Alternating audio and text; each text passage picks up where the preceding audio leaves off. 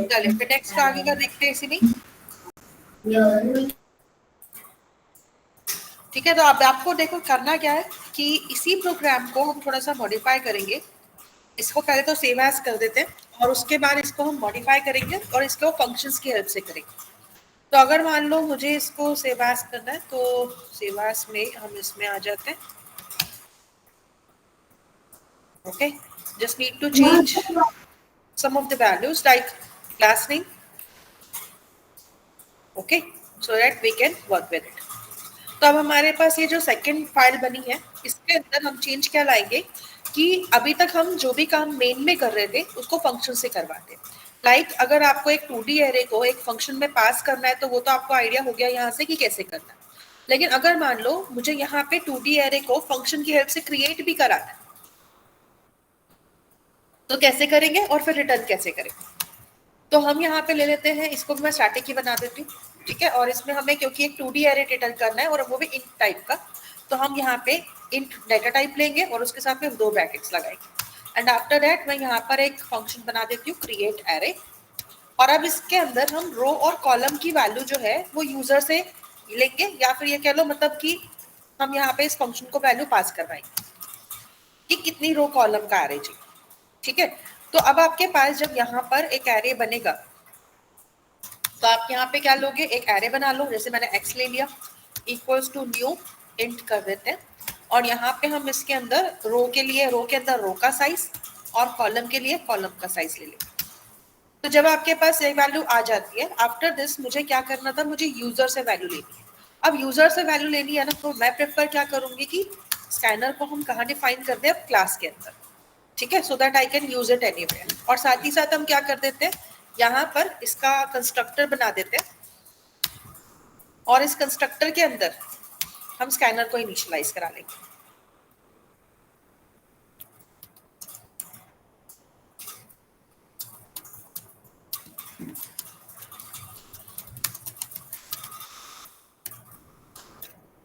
अब देखो यहाँ पे हम मैक्सिमम जितने भी मेथड्स यूज कर रहे हैं सभी के सभी क्या है, स्टैटिक है। तो बेटर क्या रहेगा, कंस्ट्रक्टर बेटर रहेगा या स्टैटिक वाला ब्लॉक बेटर रहेगा?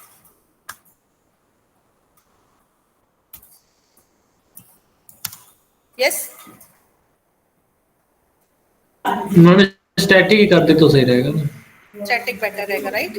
तो हम क्या करते यस हैं, इसको मैम। हम स्टैटिक ब्लॉक बना देते हैं। तो अब हमारे पास यहाँ पर वैल्यू आ गई।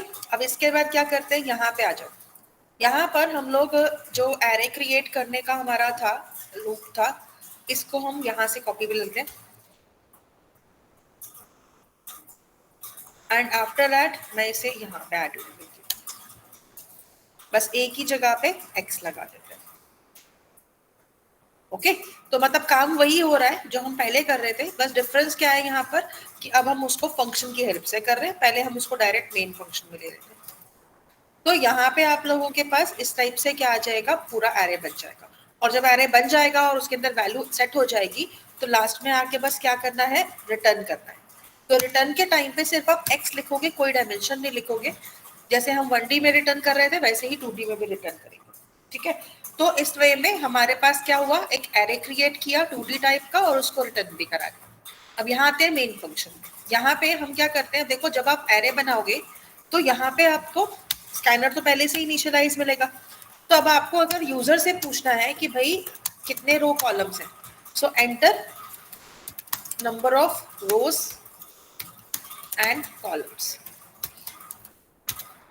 अब आपके ऊपर है कि आप इसको यूजर से लेकर वेरिएबल में सेव कराते हो या फिर आप ये भी कर सकते हो कि आप इसको डायरेक्ट ले लो।